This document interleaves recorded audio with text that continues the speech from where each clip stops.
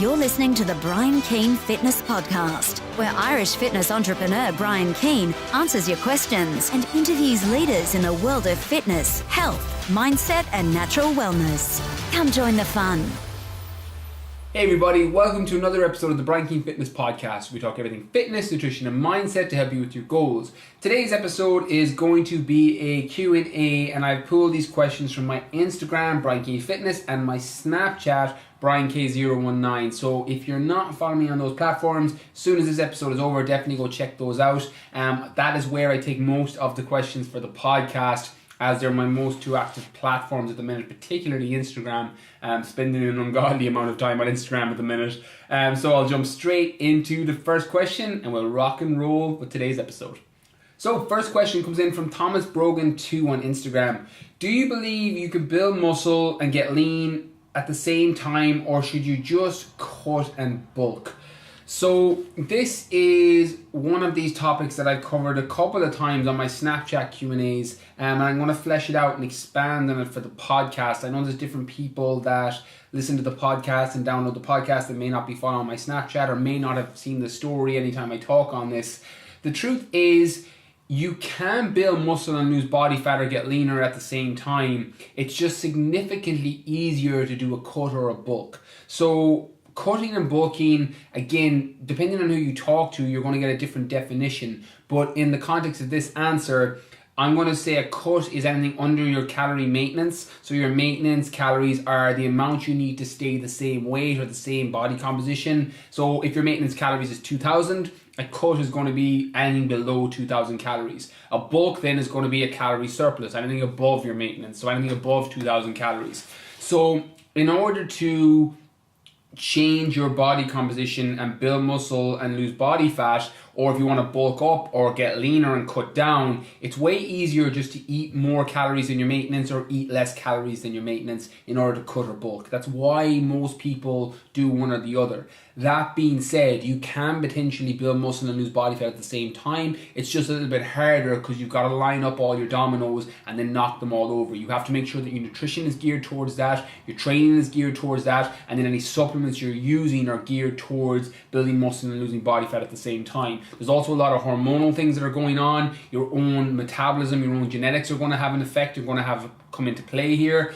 But you can do both. The key is to make sure that you're getting enough calories in order to build muscle, and then that you're playing around with different macronutrients at different times in order to keep yourself a little bit more insulin sensitive, so that you're able to utilize the calories for recovery, you're able to utilize the calories that you eat, your carbohydrates, to replenish glycogen, you're able to utilize the protein that you eat to repair the fibers you're tearing down in your workouts, and you're getting good quality healthy fats to make up the rest of those calories. But you're also not eating too much that's going to spill you over and make you bulk up or bloat or add extra body fat to your frame. So what I would advise, if you're looking to build muscle, and this is regardless of gender, because girls will look to build muscle as well. Some of you will frame it in the wording of toning up, but it's effectively the same thing. Lean muscle tissue is lean by definition. So toning up, building muscle aren't necessarily a different change or don't look differently on the body. It's just that there are different words that get thrown around depending on gender, but they're largely the same thing. It's lean muscle tissue you're trying to add to your frame. And then losing body fat is obviously reducing the amount of fat in your body. Before I go a little bit further and flesh this out and expand on it, it's worth noting that body fat, losing body fat or adding body fat, and losing weight or adding weight are not the same thing. Weight is number on a scale. Body fat is the fat on your body. So in order to build muscle, you may not necessarily have to add that much weight on the scale. You may be able to increase the size of a muscle. So if you, for example, you're measuring your arms or measuring your chest or measuring your glutes or measuring your quads, and that size is increasing and your body fat is decreasing, and you're checking it with different calipers or you're using a DEXA scan, you can potentially see that you're increasing actual muscle size and reducing fat at your body at the same time. It just means that your calories aren't dropping too low that you're in a cut, and they're not going super high that you're in a traditional bulk. You're staying in a slight surplus, so you're getting enough in order to repair from workouts, and you're getting enough, and you're spacing meals out, and you are getting the quality ingredients that your body needs and can utilize, and that is going to support you building muscle and losing body fat at the same time. What you also want to factor in is your training program. What I have a personal preference in doing when I'm trying to build muscle and lose body fat at the same time is I'm prioritizing a little bit higher intensity workouts. I like supersets, trisets, giant sets, where you're doing different movements back to back. You're working all your different body parts, not necessarily in the same workout. I have a personal preference towards push-pull legs. Push, where you're doing all your push body parts, your chest, your shoulders, your triceps. Pull, where you're doing your pulling movements, your back, rear delts and biceps, and then legs, where you're hitting lower body. That's my personal preference and training style when I'm trying to do both at the same time. It also allows you to hit every body part, and if you're doing that split doubled over, it means that you're hitting every body part twice a week. So if you're doing push-pull legs, rest day, it means you're hitting your every body part twice a week. And if you're doing push-pull legs, push-pull, it means that you're getting everything in your upper body twice a week. So you may change the training program around based on whatever it is that you're trying to achieve, whatever body part it is that you're trying to bring up, but you are making sure that you're getting enough stimulus on all those different muscle groups so that you're able to build muscle onto your frame. The other important element to factor in is going to be your cardio. When you're trying to do both at the same time, it's probably going to support you more factoring in a higher intensity form of cardio where you're able to elevate your heart rate and burn calories during the workout, but you're not going to start eating into muscle. One of the fears that a lot of bodybuilders and bikini girls can have is that they do excess cardio, they'll eat into muscle, and you definitely can do that. If you're doing way too much cardio and loads of jogging or low intensity cardio and your calories aren't that high and you're not supporting your body with refueling after workouts or throughout the entire day, you can definitely eat into muscle and lose some muscle that way, which can potentially slow down your metabolism. The more lean muscle tissue you have in your body, the faster your metabolism is going to be, which means the more calories you're going to be able to burn. So it's important that factor in the likes of a high intensity interval training, your HIIT cardio, because you're going to preserve more muscle because you're spending less time doing cardio, but you're still getting a similar bang for your buck in terms of and getting your heart rate up, increasing your heart rate so that you can burn more calories during the actual workout. So number one is going to be your nutrition, making sure that you have everything geared in terms of your calories in, your calories out. You're in a slight surplus, so if your maintenance is 2,000 as I mentioned, you might want to play around with that 2,400, 2,500 to 2,500 calorie mark. You may want to play around with your nutrition in terms of cycling your carbohydrate. My personal preference is high carbohydrates on the hardest training days, moderate carbohydrate intake on your moderate training days, and then low carbohydrate on rest days. Again, it varies person to person, but that's a system that tends to work very well for me and people that come through my programs. And then your training is going to be based on a little bit of a higher intensity. You're going to have supersets, trisets, giant sets so you can keep your heart rate elevated during the workout, and you're going to prioritize high intensity interval training as your cardio so you can preserve the muscle you have while also elevating your heart rate. The last thing then is going to be your supplements. So always base any supplements you use off whatever your specific goal is at the moment in time. If you're prioritizing building muscle, you're going to look into things like creatine that can pull water underneath the cell and make you potentially stronger in your workouts or potentially able to move more weight than you normally would because of the water that's been pulled underneath the muscle. You may find that that will help support you building muscle onto your frame. Things like beta-alanine that can buffer lactic acid, leucine or branched-chain amino acids that again are the most anabolic. Leucine is one of the most anabolic amino acids that you can get. You can supplement that back in to add muscle size. And then when you're trying to lose body fat, you may be prioritizing with things like L-carnitine tartrate, where you are pushing fat cells out of the mitochondria to be burned for fuel, or green tea extract, which has a component ECGC, which is a metabolism boosting ingredient that can allow you to burn more calories throughout the day. And then if you're trying to do both, you just combine those supplements. So you may use creatine and beta-alanine because you want to build muscle, and you may use L-carnitine tartrate and green tea extract because you want to lose body fat. You just combine them. So people that come through my program that have this as a goal, where they want to build muscle or tone up and lose body fat at the same time, that's kind of how we would structure the program. There'd be some form of higher intensity element in the training with high intensity cardio. The nutrition will be in a slight calorie surplus with a carb cycling element, and then your supplement plan or guide or options would be based around the most scientifically proven ones for building muscle and the most scientifically proven ones for losing body fat that don't have a negative effect on your body. So in terms of doing both, that is how I would lay it out. But as I said, that's a lot more complicated than just cutting or bulking. To cut, you just go into a calorie deficit. To bulk, you just go into a calorie surplus. So in terms of can you do both? Yes, and that's how I would do it. And a lot of people that come through my online program, that's what we do. But whether you should cut or bulk or whether you should try and do both is very much down to personal preference and whatever it is that you're trying to achieve with your body composition. Okay, next question comes in from Snapchat. Is it normal for your face to get fatter when you're bulking?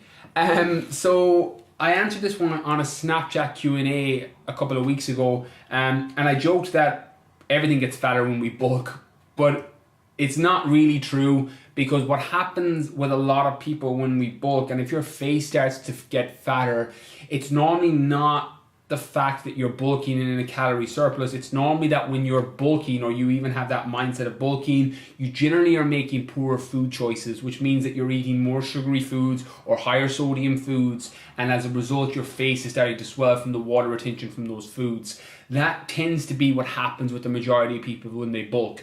I have had people that I've worked with, and the people that are coming through my online program when they're bulking up, and I'll use that as context for this answer. When we're using high quality ingredients, good quality foods, you don't tend to get that face bloat in your face, because when you're bulking up and you're in a calorie surplus and you're using high quality foods, your body is utilizing those calories to add size to your frame. It's not just going to swell and fatten up your face. But when you're eating lots of pizza or lots of ice cream or lots of sodium or lots of sugar, what can happen to a lot of people, and what happens with a lot of people, and I've been a victim of this in the past, is you have this mindset of I'm bulking, I can kind of eat what I want and it doesn't really matter. You're not massively tracking how high of quality food that you're eating, and as a result all that water retention is coming into your face.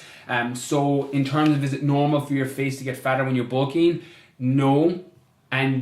But yes, if you are making poor food choices because you're bulking. That's why I'm not actually a massive fan of the word bulking. Like, the truth is, if you want to bulk up and add size to your frame or add size to your body, you're better off to not think that you're bulking, because what happens sometimes with that subconscious thought is I can kind of eat what I want. And I'm speaking from someone who's lived that. When I was 19 or 20 and I would be bulking up, I would make the worst food choices, because I would justify it to myself going, well, I'm bulking, it doesn't matter, I can have this ice cream, I can have, this high sodium food.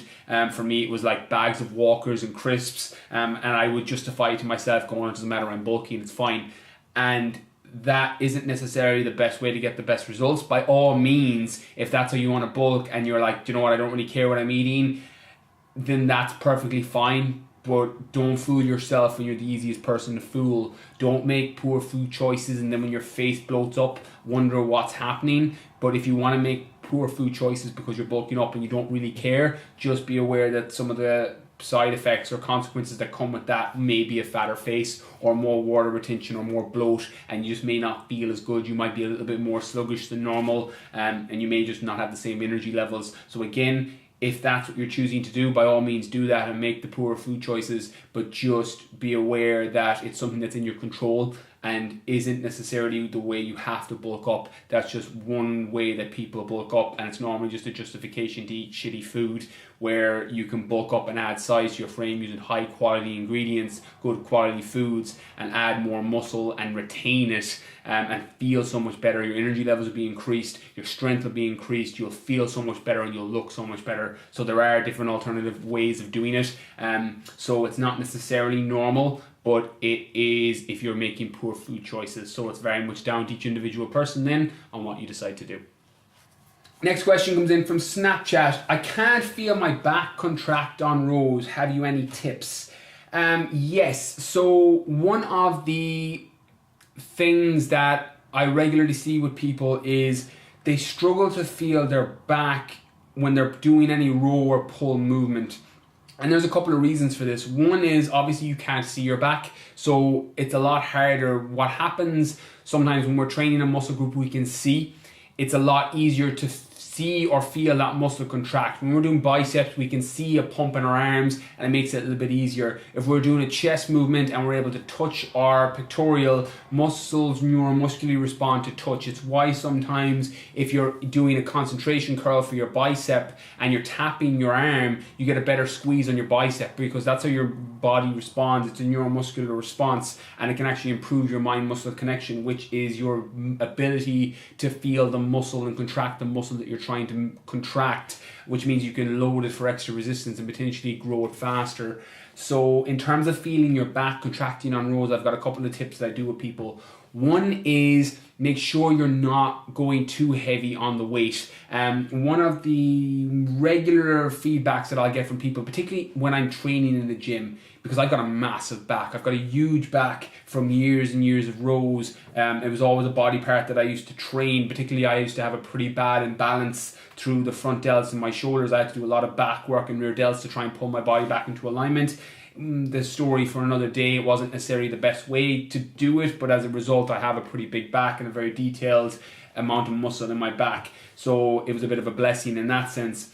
But one of the most commented things that comes my way is people asking why I'm lifting so light. And again, light is very subjective to each person, because what's heavy for one person isn't heavy for somebody else. If you're a 40 kilo girl, what's heavy for you is not going to feel heavy to an extra, powerlifting 120 kilo guy. So heavy and light are very subjective depending on each person. But in terms of back, there's a reason why I don't go super heavy, and that's down to the fact that I'm trying to contract my back muscles every time I'm doing a rowing movement, so that I'm completely adding the resistance to the part of my back that I'm trying to work.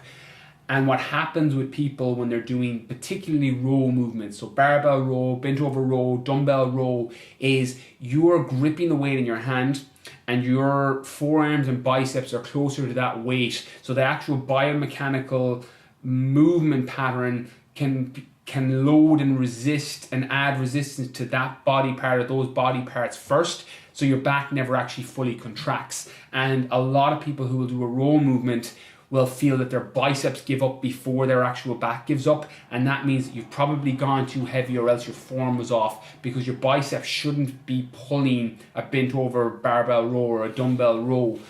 That's a sign that the weight's too heavy, or else your mind muscle connection is poor with your back, and you need to drop it down and try and contract through your back on each row movement. So the number one tip I'll offer is drop the weight back, and then combine that with tucking in your elbows and then squeezing up through your back on each movement. Even if you have to drop the weight really low. To give context, I row with about 10 kilo dumbbells. Again, I can go significantly heavier, and I've got a strong mind muscle connection with my back, so I can move weight with my back with a heavier weight. But when I'm really trying to squeeze and focus in detail on a row, on a dumbbell or a bent over row, I normally use a 10 kilo dumbbell or 10 kilo plates. So just to give you a context to what I use, you may need to go down from that, you may need to go up. And some of you have read my book, The Fitness Mindset, and in the training section where I speak about the mind-muscle connection, I'm talking about using the muscle and contracting the muscle that you're trying to work, so that you're able to create extra resistance on that muscle and change the composition so that it looks better. Which basically means that when you're doing a row, you're working your back, and you're not working your biceps, you're not working your forearms, and you're actually rowing with your back, which means that you're going to develop that muscle so that it looks better, it gets stronger, and it will actually pull everything back into alignment, so you actually may have even better posture as a result. Because what happens sometimes, if you're rowing poorly, it can slouch you forward and put a lot of extra strain on your biceps as well, so there's all the risk of injury. So what I would advise anybody who can't feel their back on rows, it doesn't happen overnight. It's not as simple as other tips where I'll offer when girls can't squeeze their glutes, or guys that are someone coming through my GA program, my athletes, where they're trying to feel their glutes. It's a lot easier because you can actually tap that muscle and feel it squeeze, where you can't do that with your back.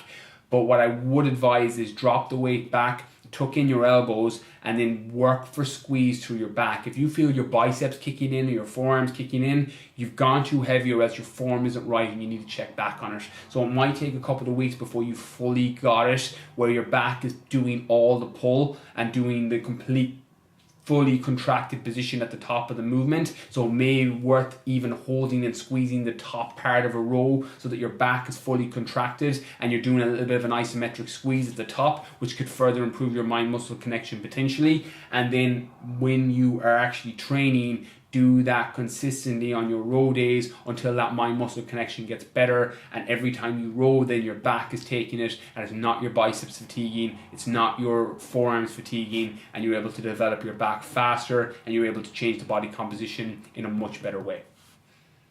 Okay, next question comes in from Aaron Flaherty 97 on Instagram. Am I better to only have carbohydrates at insulin sensitive times or space them out through the day if fat loss is my goal, or does it even matter? So I spoke about this briefly in the nutrition section of my book, that I personally like having carbs at insulin sensitive times. Which basically just means that insulin sensitivity means that your body is better at utilizing the carbohydrates you eat for energy. Insulin resistance is the opposite. Then when you hear the term insulin resistance, it basically means that your body isn't very efficient at using carbohydrates as an energy source. And that's all carbohydrates really do, with the exception of some vitamins and minerals that are in carbohydrates. They give your body energy. There's no essential carbohydrate. There's essential fatty acids from fats. There's essential amino acids from protein. Essential meaning that your body can't make them. You need to get them from a food or a supplement. But there's no essential carbohydrate. So my personal preference is using them at insulin sensitive times, because you're definitely going to utilize them better for energy. And what can happen with some people, and the reason that there was this little bit of a carb phobia for a while, is excess carbs can definitely potentially increase your body fat. What happens is excess carbs go back to it, get stored as glycogen, and any excess glycogen that's stored goes back as body fat. So having too much carbohydrates and consistently consuming too many carbohydrates that you're not burning through can increase your body fat. It's not as simple as 1 + 1 = 2, cut the carbs and you'll lose body fat.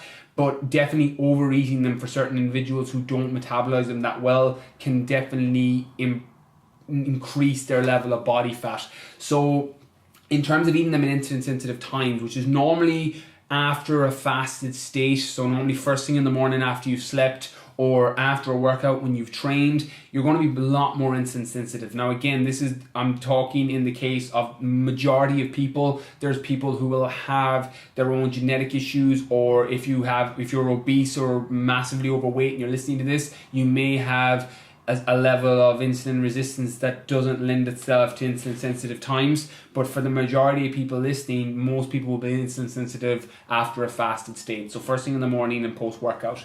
So having your carbohydrates at this time means that there's a very, very low risk that you're going to have any excess stored back as glycogen and any excess stored back as body fat. That's why I like having them at this time. There's other factors that come into play. If you're eating too many calories, you're going to potentially add body fat as well. If your training isn't right, if you're eating poor quality foods, lots of different factors that come into play here. So it's not as simple as eat your carbs at insulin sensitive times and you won't put on body fat, or you'll speed up your body's ability to use fat as a fuel source. But using carbohydrates at insulin sensitive times, particularly complex carbohydrates, your oats, your sweet potato, your whole grain rice, your quinoa, using those carbohydrates can allow you to have the best of both worlds. Because what happens sometimes on a low carbohydrate diet is your energy levels can slump, particularly for those of you that don't fall into ketosis and don't drop your protein back. Some people will be following a ketogenic diet where it's predominantly fats, normally 80% or more, and you're falling into a ketogenic diet, your body's using ketosis as its main, or ketones as its main energy source. So those people don't tend to feel too poorly. But when you have low carbohydrate and you're just getting your energy from fat and proteins, sometimes you can feel that energy slump come as a result, because you're not getting those energy giving foods which come from complex carbohydrates and carbohydrates in general.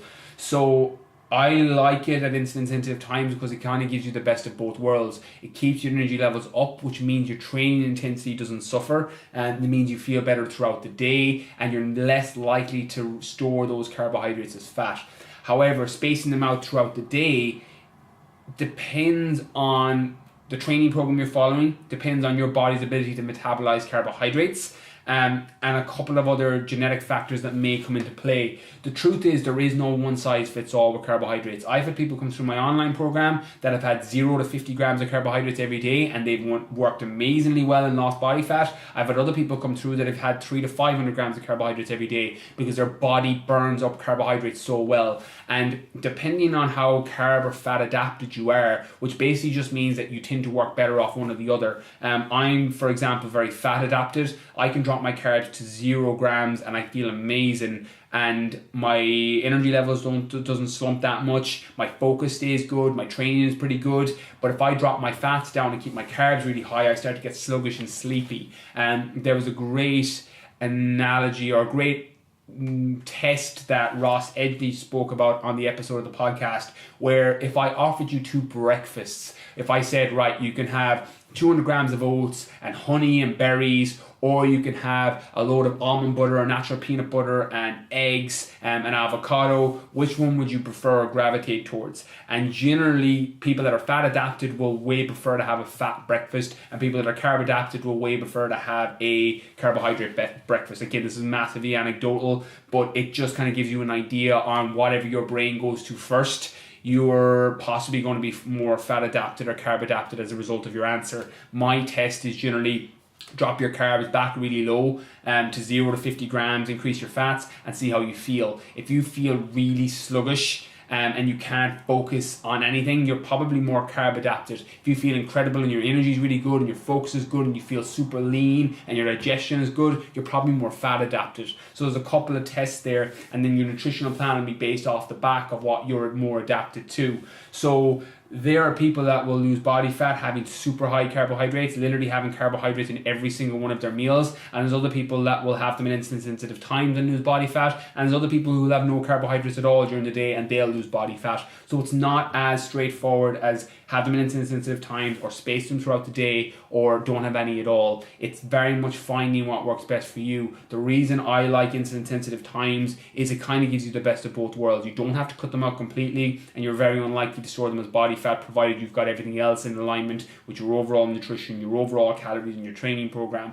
But in terms of finding what works best for you, by all means experiment with it, and as long as your body fat is reducing and you're changing and your composition is moving in the direction that you want, double down on the things that are working and then factor that into your nutritional strategy going forward. Okay, next question comes in from Weiss Adam on Snapchat. How do you know when supplements are working for you? So this is a great question because it's a little bit of a difficult one to answer, and I'm going to come at it from a different angle than I normally would, because depending on the supplement you're using is massively going to determine whether you feel it's working or not.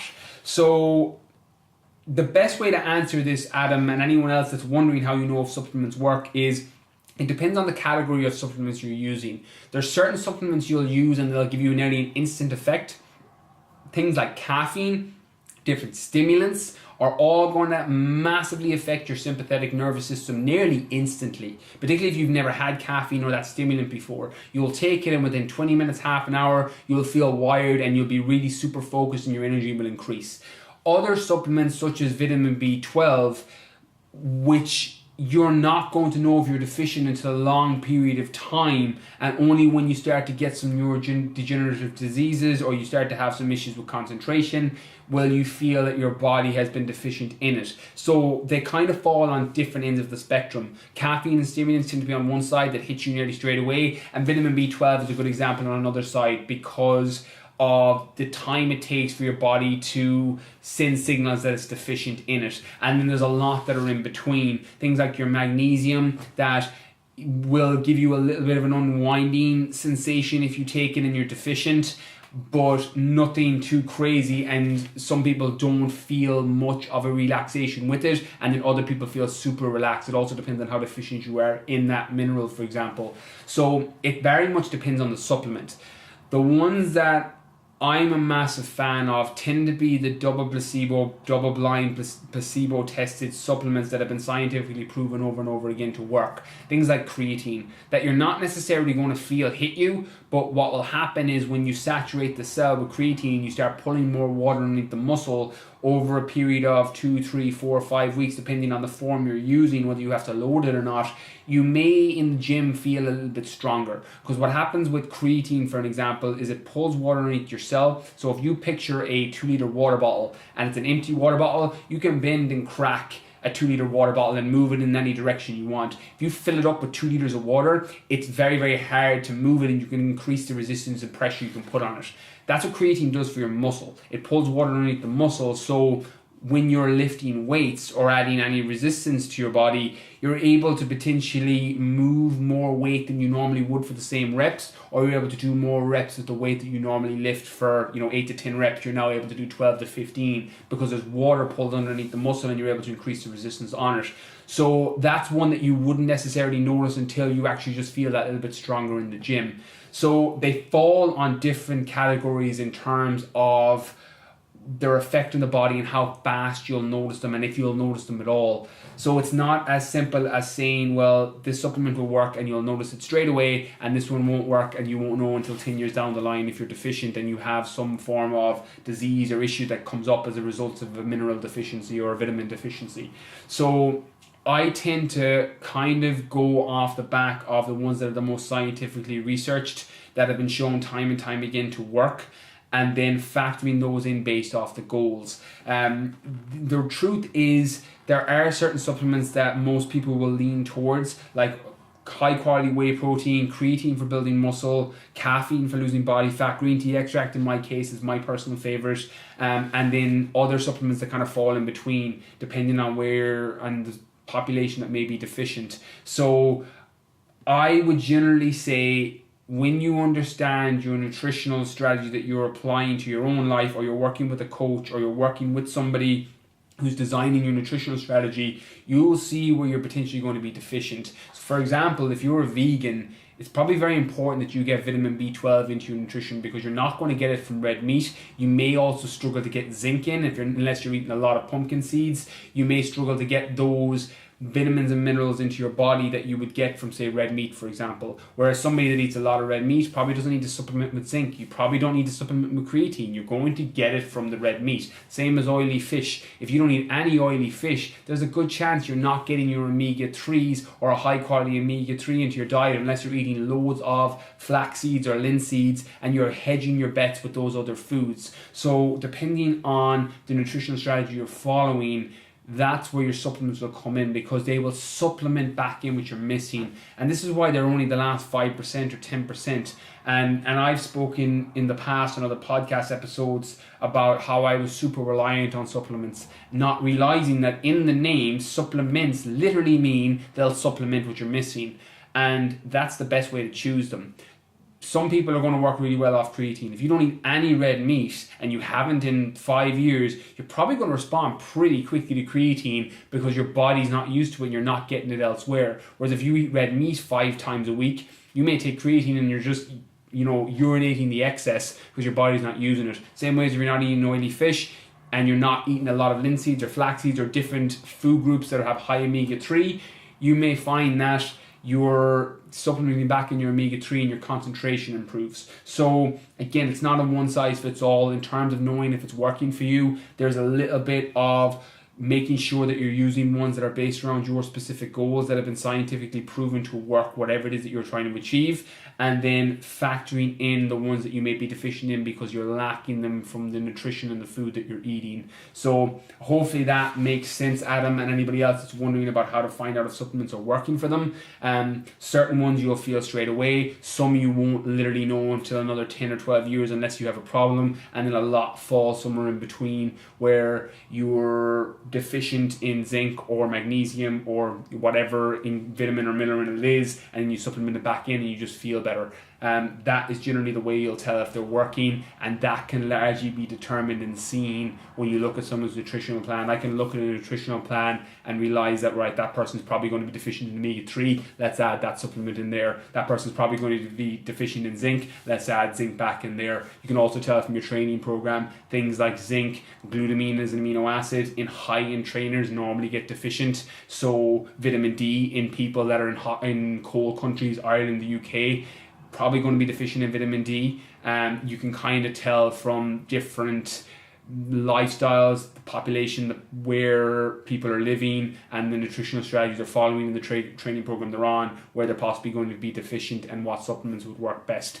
So sometimes it's worth working with a coach, or working with a nutritionist, or working with somebody who knows that and can design it for you. And then other times it's just upskilling your own knowledge on it, and then figuring out where you may be deficient, and then building your supplements based around that.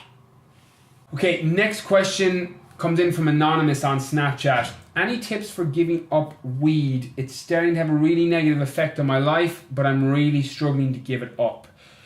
So I had some really good feedback. I answered this question on a Snapchat Q&A, and I'm going to flesh it out here because of the amount of feedback I got back. Also because it applies to the majority of non-physiologically addictive things that we may be consuming in our lives. So hopefully anybody that has an issue with food or cigarettes or alcohol or weed will hopefully get some benefit from this answer, and I'll try and provide as much value on that as I can. So the good news and the bad news with giving up weed is, the good news is it's not physiologically addictive. It's not like heroin or cocaine or crystal meth that will literally trigger dopamine in your brain and it's physiologically addictive. When you take heroin or you take cocaine away from somebody, they're going to actually have a physical craving for it because of the ability of that drug to have an effect on dopamine receptors in the brain. Weed doesn't do that, so it's not physiologically addictive. So the good news is it's actually easier to give up from a physiological and a physical standpoint compared to other drugs. But on the negative side of that, the things that tend to trigger cravings for weed tend to be a lot more environmental or social, which are a little bit harder to cut. So I'm going to expand on how changing up your environment or changing up your pattern or changing up the habit or even the social cues that you're in where the craving is triggering can potentially help you give it up the long term and then get your life back on track as a result. So before I get into how incredibly important it is to understand the effect of habits and your environment, there was a study done on soldiers from the Vietnam War who were addicted to heroin when they were living in Vietnam, and how when they came back to the US, their cravings completely disappeared and they stopped using heroin. But when they went back to Vietnam, 15, 20 years later, they got those cravings back. And it's one of really groundbreaking research, and it is worth looking up on the effect of environment on cravings, because things like heroin, which are physically craving for the body, opiate drugs are probably the most physically addictive things you can put into your body. And the fact that people were able to go to another country and then when they changed up their environment, their cravings disappeared and they were no longer addicted to heroin is incredible to think of, because when you're physically addicted to something, it shouldn't matter where you are in the world or where your environment is. An addict, particularly something like heroin or any opioid, you should be physically addicted regardless of where you are. But what happened with these soldiers was when they came back to the US, and also it wasn't as readily available as it was in Vietnam, they found that they just didn't crave it anymore. And after a certain period of time, they weren't in the environment, they weren't with the same people who they used to shoot up with, and they weren't in the actual Vietnamese area, and they just went back to living their normal lives.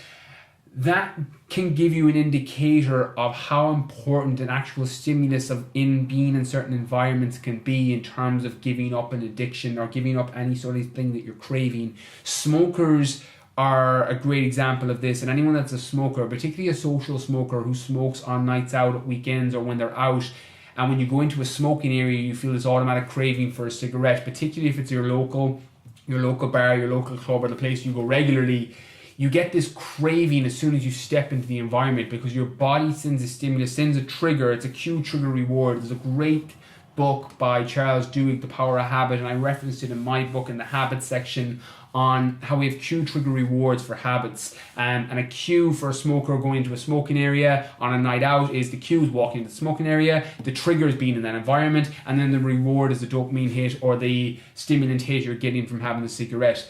And it's incredible what can happen with even smokers when you remove the club or the environment from that routine that they normally have on a night out. I've had a couple of people come through my program who were smokers and needed help giving them up.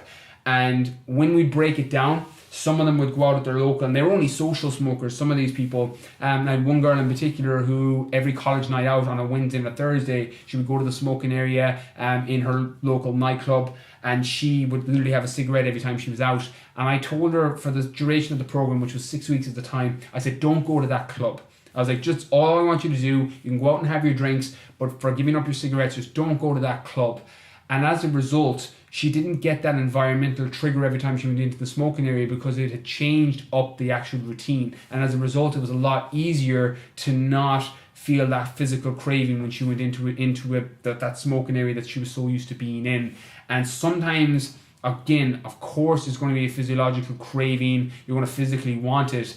But when you give yourself all the potential ammunition to help yourself and all the information on what can help support you, it gives you a chance to win an otherwise potentially losing battle. If you're doing the same thing over again and expecting a different result, that's the literal definition of insanity. If you go into the dictionary and read the definition of insanity, it's doing the same thing over and over again and expecting a different result. If you go to the same club continuously over and over again, and you're going to the smoking area over and over again, and you're expecting a different result, that's the literal definition of insanity. And when it comes to giving up weed, I would nearly guarantee that there's some form of cue that you have created or a habit that you've created in your life that is lending itself to triggering off that craving in your body. So it may be that you're working all day and you're coming home and you're sitting down and watching your favorite shows, and then you're lighting up and you're smoking a joint, or you're doing whatever it is, a bong or whatever way you're smoking it, or you're going to your group of friends and that group of friends are all smokers and it triggers it off you. And again, if you don't want to slip, don't go to slippery places. If you're hanging out with people who are all smoking and you're trying to give it up, willpower has been shown time and time again to run out, and it's not unlimited. So if you are in an environment with social friends and they're all smoking weed or they're all doing something that you don't want to do, willpower is eventually going to give out.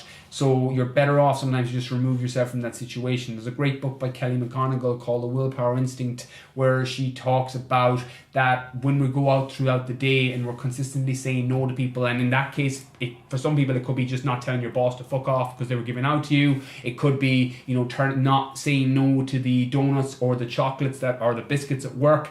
That willpower can run out, and then later on in the day, it's so much easier to give into it. And that can happen when you're in an environment with people that are doing the thing that you don't want to do. So sometimes you're better to remove yourself from that.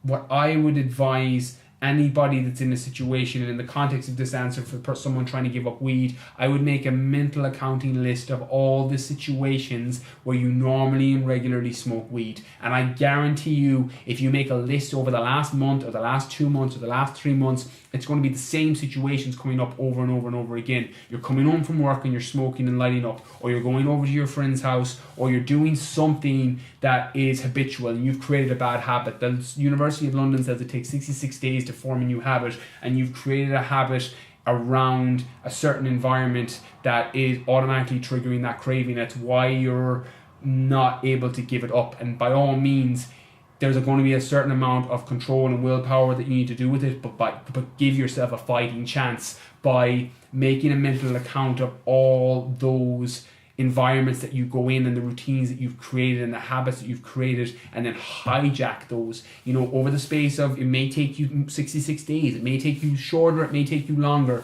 but make a list of all the times that you smoke weed and then do something else. If you're coming home after work and you're normally sitting down to smoke a joint or whatever it is that you do at that time, create a new habit. Go somewhere else on your way home. I spoke in my book in the habits section how I created a bad habit when I used to work as a primary school teacher. I would come in, I would get my 100 gram of my 100 gram of chocolate from the press or from the cupboard, and then I would sit in front of the game shows, and then after doing this for a couple of months, I started to add body fat, and it was just a bad habit that I created. And what I did was, instead of coming into the house, what was happening for me was I was literally coming in the front door, I was putting down my school bag, I was going into the kitchen, going into the cupboard, taking out the chocolate, going into the sitting room, sitting down, watching the game shows and eating the chocolate.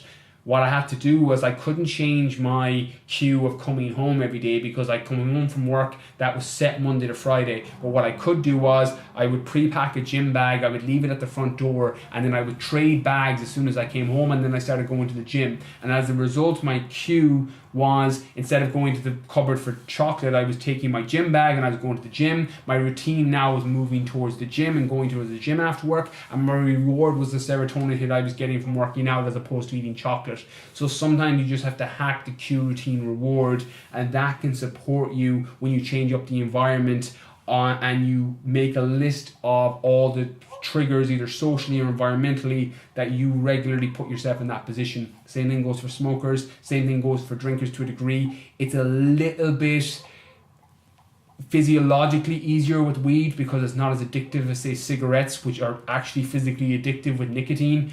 But the same advice can apply, and I've had people very, very successfully give up cigarettes and give up different things that weren't supporting them in their life by literally having a little bit of self-control on top of setting yourself up with the right mental framework or the right toolkit on what you need to do in order to succeed and set yourself up for success in whatever area of your life that is. And in this context, it's giving up weed so you can take control of your life again, even though you're struggling to give it up. So hopefully anybody listening here that is in the same boat with either weed or something else that's not supporting you, maybe chocolate, maybe food, and in a lot of cases I know people that are listening will resonate in some way with, you know, food or fizzy drinks or whatever it is we're addicted to. It was my own personal issue with those. It wasn't weed for me, it was chocolate and sugar for me, but the same thing applies. Cue, routine, reward. Make a mental list of the environments and the social triggers of where it is that you normally consume that vice, and then make sure that if you don't want to slip, you don't go to slippery places. Don't put yourself in the environment, and then just hack that cue, routine, reward. Set up a new habit. Realize it may take 66 days or more to form a new habit, and then again the compound effect kicks in, the snowball effect kicks in. Tell me what you do every day and I'll tell you where you'll be in 10 years. So when you set yourself up and you fix that vice now and that problem now, it's going to play out for you in a positive sense over the next year, next 2 years, next 5 years, next 10 years, and you'll look back and it was just something that you worked through in your life. Whereas if you keep doing it now, you're going to keep coming back and go, well, I need to fix this, I need to fix this, I need to fix this, and you're going to have that negative self-talk that comes along with it. And it's the old adage that when you're trying to change a habit, and this is one of the references I put in the book, it's easier to change a habit when it's a little bit fresh or hasn't been ingrained in your central nervous system for the last 20 years. It's like digging up a seed from the ground. It's easier to dig up a seed when it's been planted in the last months, the last year even, but if you let it grow for 20 years and it becomes an oak tree, it's significantly harder to pull up, and habits are the exact same. I love the Charlie Munger quote that the chains of habits are too light to be felt until they're too strong to be broken. So I would advise nipping that now, because otherwise that chains of habit are going to get stronger and stronger, and they're going to be more difficult to break every month, every year, every decade that you leave it. So that's everything from today's episode. For more information on me or my programs, head over to briankeenfitness.com. My Instagram, Facebook, and YouTube's all Brian Keane Fitness. My Snapchat, BrianK019. And my other podcast for GA players, my GA Lean Body podcast, is on iTunes and Stitcher. Thank you so much for listening. Catch you all real soon.